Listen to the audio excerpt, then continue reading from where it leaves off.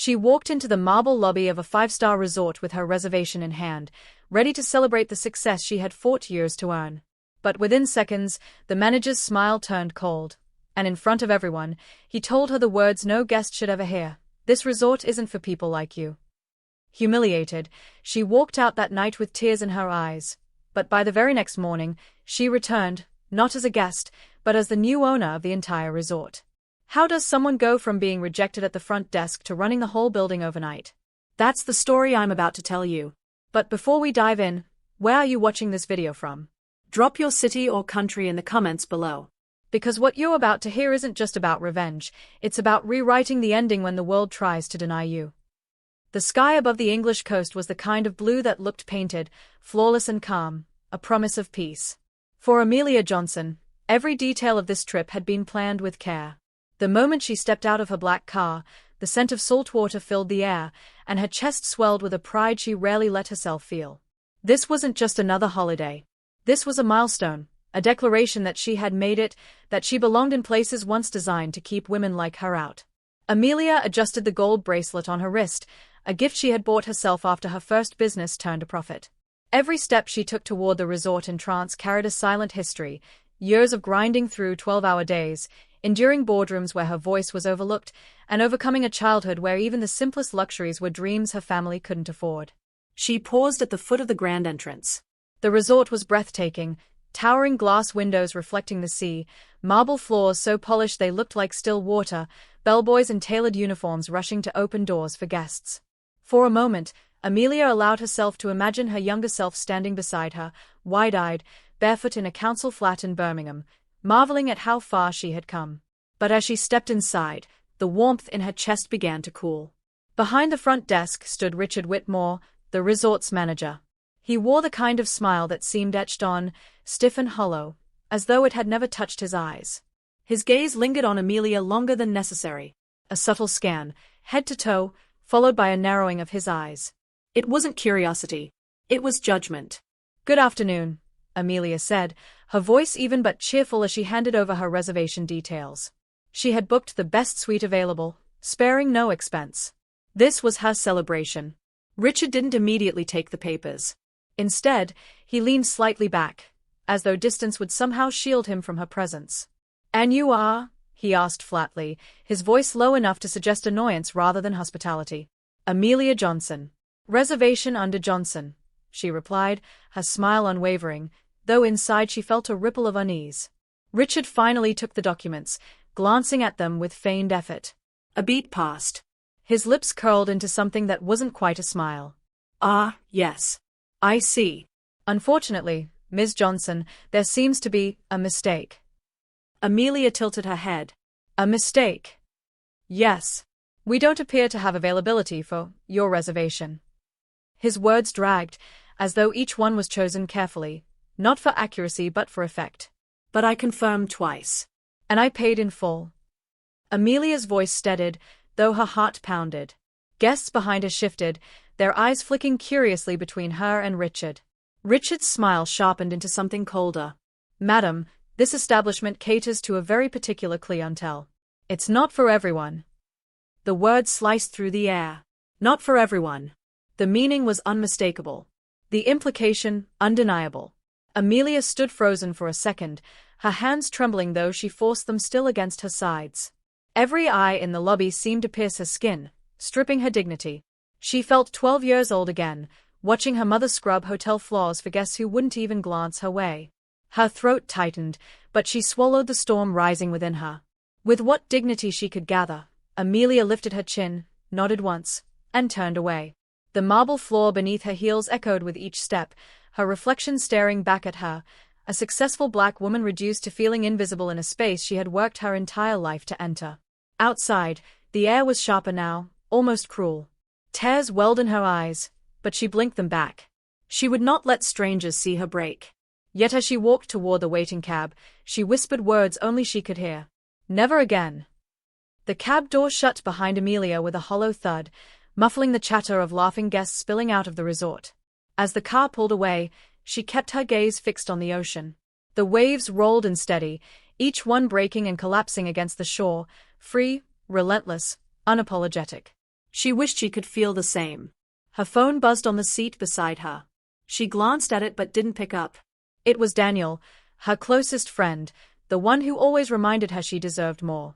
But right now, she couldn't bring herself to answer. Not yet. She needed silence. She needed to sit with the ache that had opened inside her, raw and sharp. As the cab drove through winding coastal roads, Amelia's mind drifted, unbidden, to a memory she thought she had long buried. Birmingham, 1992. She was just a child, standing in the doorway of a hotel laundry room. Her mother, Evelyn, had been bent over for hours, scrubbing white sheets that would never carry her own family's dreams of rest. Amelia had asked once why they could never stay in places like this, why they always lived where the ceilings leaked and the walls crumbled. Evelyn had paused, wringing out a sheet with hands cracked from bleach, and looked her daughter in the eye. Because, baby, she had whispered, they don't think we belong here. But remember this, every time they shut a door on us, you build your own. You don't wait for their key. You make your own. Those words had carried Amelia through school, through the late night studying while working shifts in corner shops, through the countless interviews where her accent, her skin, or simply her presence was enough for someone to doubt her. She built her own path. She became the woman who could walk into boardrooms, sign contracts, and make deals that others thought were impossible. And yet, in that gleaming resort lobby, all it took was a sentence, a dismissal dressed as policy, for those wounds to reopen. It wasn't about the room, the suite, or the money. It was about the message, you don't belong here. Amelia pressed her hand against her chest, steadying the rhythm of her breath as the cab reached a small seaside inn. The building was modest, chipped paint, a neon sign that flickered, but the receptionist offered her a genuine smile, something she hadn't received in the grand halls she had just left. Welcome, love, the woman said warmly, handing her the key. We're glad to have you here. The words seemed simple, but they carried more weight than Richard's marble floors ever could. For the first time since stepping off the plane, Amelia exhaled fully. Yet beneath that fragile comfort lay a storm that would not calm. That night, as she sat in the dimly lit room of the inn, Amelia opened her journal. The leather-bound book had always been her safe place. Filled with ideas, goals, and dreams. She traced the edges of the last page she had written, her mother's words echoing in her mind. She wrote slowly, deliberately. They think I don't belong. But I do. I always have. And one day, I won't just walk into their doors. I'll own them. The pen pressed so hard against the page that the ink bled through. Amelia sat back, tears stinging her eyes, not from defeat but from the unbearable weight of memory mixing with fresh humiliation. This was no longer just about a vacation. It was about her mother. It was about every closed door she had forced herself through. It was about the countless others who had been made to feel less than in rooms their money could pay for but their skin was rejected from. Her fists clenched on the blanket. That pain, sharp, humiliating, cutting, was hardening into something else. A fire. Amelia didn't know it yet, but this moment, the night she was forced into a cheap inn instead of the luxury she had rightfully earned, was not the end of her story. It was the beginning of her reckoning. The small inn was quiet, its walls thin enough that Amelia could hear the faint hum of the television from the room next door. She sat at the edge of her bed, still wearing the dress she had chosen so carefully that morning, a dress she thought would make her feel like she belonged in the glittering halls of luxury. Now, it felt heavy on her shoulders, as if carrying the weight of every insult she had endured in silence. She opened her journal again, the words she had written earlier glaring up at her like a challenge. I won't just walk into their doors, I'll own them. At first, the sentence frightened her. It was bold, audacious, even arrogant. But the longer she stared at it, the more it felt less like a dream and more like a command. Amelia pushed aside her tears and reached for her laptop. The glow of the screen lit her face in the dim room, her reflection staring back at her through the glass. She typed the name of the resort into the search bar, her fingers trembling, not from doubt, but from a hunger she hadn't felt in years. At first, she skimmed through glossy articles and travel reviews, each one filled with smiling photographs of wealthy guests who had never been turned away. But then she found something else, a financial report. She clicked, her breath catching. The numbers told a different story. Beneath the polished image, the resort was struggling. Guest bookings had been declining for months, debts piling up quietly behind closed doors. Her pulse quickened. So the marble floors had cracks after all. She read deeper, her business instincts kicking in. For most people, these numbers would mean nothing but trouble. But for Amelia, They were opportunity. She had built her spa business from the ground up, learned to spot weaknesses, and turned them into strengths. This was no different. She whispered into the stillness of the room. If they say I don't belong, I'll make sure I own the very place they said I couldn't enter. The words felt electric on her tongue, each syllable charged with defiance. Her mind raced back to Richard's dismissive stare, the way his voice dripped with superiority when he told her the resort wasn't for everyone. She imagined standing across from him again, but this time, with the power not to plead for entry, but to command it. The thought sent a shiver down her spine. But beneath the fire, doubt tried to creep in. She closed her eyes and pictured her mother's tired hands, red and raw from cleaning. Would Evelyn think this was foolish? Too dangerous? Too reckless? Then Amelia remembered the softness in her mother's voice, the word she had carried all these years. Build your own doors. Her fists unclenched. No, this wasn't reckless. This was destiny. She began making notes in her journal, lists of contacts, potential investors, legal steps she would need to take. Her network wasn't vast, but she knew one man who would stand with her, Daniel Harris. Her oldest friend, a lawyer who had always believed in her vision even when she doubted herself. She could almost hear his voice in her head, calm, practical, but always urging her to aim higher. The hours slipped by unnoticed. By the time dawn painted the sky with streaks of gold, Amelia sat back in her chair, exhaustion pulling at her body but clarity sharpening her mind. The humiliation she had felt just 12 hours earlier had transformed into something unrecognizable: resolve. She whispered to herself as the first light spilled through the curtains. Tomorrow, I stop being a guest. The next morning, the resort bustled with its usual performance of perfection. Sunlight poured through the tall glass windows, catching the polished brass rails and the crisp white uniforms of staff who moved like clockwork. Guests lingered over champagne breakfasts, their laughter rising above the gentle notes of a grand piano. Richard Whitmore stood at the center of it all, surveying the scene with smug satisfaction. Yesterday's encounter with the black woman, what was her name? Johnson, yes, was already filed away in his memory as a minor inconvenience. He had seen her type before, people who thought that money was enough to buy entry into his world. He had reminded her otherwise, as was his duty. But Richard didn't notice the hush that began to ripple through the lobby until it was too late. The doors swung open, and in walked Amelia Johnson. But this time, she wasn't alone. Beside her was Daniel Harris, sharp in a tailored suit, carrying a leather portfolio under his arm. Amelia's stride was steady, her chin lifted, not the posture of a guest, but of someone who had come to claim what was hers. Richard's eyes narrowed. Ms. Johnson, he said, forcing his smile back into place, though it wavered at the edges. Back again? I'm afraid we still don't. Daniel cut him off smoothly. You won't need to finish that sentence, Mr. Whitmore. He opened the portfolio, spreading documents neatly across the counter. As of this morning, all controlling interest in this resort has been transferred. Effective immediately, Ms. Johnson is the new owner. The words hung in the air, heavy and unbelievable. Guests turned in their seats. A waiter froze mid-step, his tray trembling in his hands. The receptionist gasped. Richard blinked, then laughed nervously. Surely, this is some kind of mistake. No mistake, Amelia replied, her voice calm, almost gentle. I looked into the numbers last night. The debts. The silent partners pulling out. You left the door wide open. I simply chose to walk through it. Her gaze locked with his, unflinching. You told me this place wasn't for everyone. You were right. It's not for people who use power to humiliate others. But it is for people who believe every guest deserves dignity. The lobby had gone silent now, the weight of her words filling every corner. Richard's face drained of color. For the first time, his mask cracked. He stammered, You can't expect the staff to. Amelia turned slightly, addressing the employees who had gathered at the edges, watching in wide-eyed shock. From this moment on, you don't work for someone who measures your worth by your last name, your accent, or your skin. You work for someone who sees you. This resort will no longer be a fortress of exclusion. It will be a place where every person who walks through those doors feels they belong. The staff exchanged glances, some with tears welling in their eyes. A quiet murmur of support rippled through them. Amelia looked back at Richard, her tone even, almost merciful. Your services here are no longer required. Gasps spread across the lobby.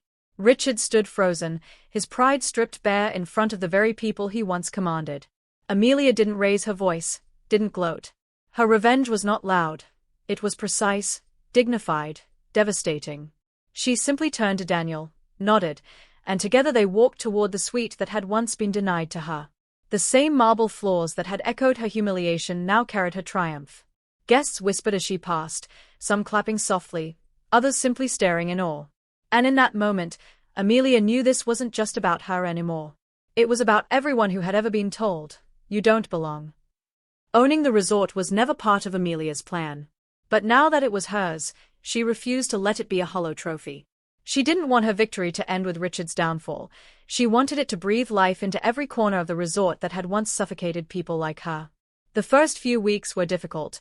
The resort had a reputation for exclusivity, and with that came debts, hidden costs, and staff worn thin by years of unspoken prejudice. But Amelia faced each challenge head-on.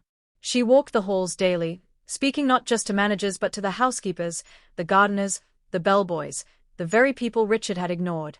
One afternoon, Amelia found herself in the kitchen, sipping tea with Rosa, a cleaner who had worked there for over 20 years. Rosa's voice trembled as she said, "Miss Johnson, we used to pray someone like you would walk through those doors. Someone who would see us. We thought it would never happen." Amelia's throat tightened. She reached across the table, taking Rosa's hand. "It happened. And it won't stop here. This place will not just be beautiful on the outside, it will be just on the inside." With Daniel's guidance, Amelia began restructuring the resort's policies. She launched training programs that emphasized hospitality rooted in respect, not hierarchy. Recruitment widened to embrace diversity, bringing in staff from backgrounds the resort had long excluded. She created scholarships for young people of color studying hospitality management, ensuring they would not only work in luxury spaces but lead them. The changes were not always welcomed. Some longtime guests, drawn to the resort for its quiet exclusivity, bristled at the shift. But Amelia never wavered. "Luxury," she told her team, "is not about shutting people out. True luxury is the freedom to feel valued, no matter who you are." Slowly, the atmosphere began to change. Where once there had been stiff silence in the lobby, there was warmth, staff greeting guests with genuine smiles, guests of all backgrounds mingling with outside glances or whispers. The resort became a place not of walls, but of welcome. One evening, as Amelia walked through the dining hall, she noticed a young black couple seated by the window overlooking the ocean. Their eyes sparkled with the same awe she had carried when she first approached the resort. But this time, there was no tension in their shoulders, no fear of rejection. They were comfortable, at home. Her chest swelled. That sight alone was worth more than marble floors or gold chandeliers. It was proof that the cycle had been broken. Richard was gone, but his shadow lingered in whispers of the past. Amelia made sure to erase them not by pretending they hadn't existed, but by rewriting what the resort stood for. She turned the very building that had once been a monument to exclusion into a living symbol of dignity. Daniel watched it all unfold with quiet pride. One evening, as they walked through the grounds, he said softly, "Amelia, you didn't just buy a resort. You reclaimed something much bigger." She looked at him, her gaze steady but softened by emotion. "I reclaimed the right to belong. And I gave it to everyone else who walks through these doors." Months had passed since that fateful day in the lobby, but Amelia still remembered it vividly. The sting of humiliation, the sound of Richard's voice dismissing her, and the way every guest's eyes had followed her as though she were invisible and exposed all at once. Now, as she stood at the same entrance, the memory no longer burned. Instead, it felt like a scar, visible, permanent, but no longer painful. The marble floor gleamed beneath her feet, reflecting the soft glow of the chandelier. But it wasn't the floor that made her pause. It was the energy. The lobby, once cold and silent, now pulsed with warmth. A group of children giggled as their parents checked in, a young receptionist greeted them with genuine delight, and an elderly couple relaxed in armchairs, sipping tea as though the place were their second home. This was no longer Richard's resort. It was hers. And it had become something far greater than even she had envisioned, a sanctuary where everyone belonged. Amelia walked slowly toward the front desk, her heels clicking softly, each step echoing with the weight of her journey. She placed her hand against the polished counter, remembering how she once stood there trembling, voice cracking as she asked for her reservation. The difference now was not just ownership. It was peace. For the first time, She allowed herself to smile at that memory. Not because it was pleasant, but because it had led her here. To this moment. To this transformation. Daniel approached from across the lobby, carrying a folder of contracts, his expression calm and steady as always. Busy day ahead, he said lightly. Every day is busy, Amelia replied, her eyes still scanning the room. But worth it. Daniel studied her for a moment. You know, most people would have walked away that night. They would have taken the insult and buried it. But you turned it into something bigger. Something permanent. Amelia's gaze softened, her voice quiet but certain. It wasn't just about me, Daniel. It was about my mother. About every door slammed in her face. About every person who ever felt small in spaces they had every right to be. I couldn't walk away, not when I had the chance to rewrite the ending. The sun was setting outside, casting golden light across the lobby. Amelia walked to the entrance and stood where she had once been told she didn't belong. She let the light wash over her, a warmth that seeped deep into her bones. She closed her eyes, and for a moment she could almost hear her mother's voice, "Build your own doors." Amelia whispered back, her words carried softly into the evening air. This door will never close on anyone again. Behind her, laughter and conversation filled the space, proof that her vow had already taken root. She turned once more, looking directly at the camera of the audience who had followed her journey, her expression steady, her voice resonant. What would you do if the world told you that you didn't belong? Would you walk away quietly, or would you claim the very ground they tried to deny you? Her question lingered like a challenge, as powerful as the story itself. And as Amelia stepped forward into the golden light, her silhouette against the horizon told the truth of her journey. She had not only bought a resort. She had bought back her dignity, her history, and her future. Stories like this remind us that power isn't always about money, it's about courage to reclaim what was once denied. Hit that like button if you believe dignity can't be bought or taken away. Share this video so more people hear Amelia's journey, because someone out there needs this reminder today. And tell me in the comments, have you ever faced a moment where someone tried to make you feel small, but instead, it lit a fire inside you? Your story might inspire someone else watching right now. Don't forget to subscribe, because this isn't the last time we'll be unveiling stories where injustice turns into triumph.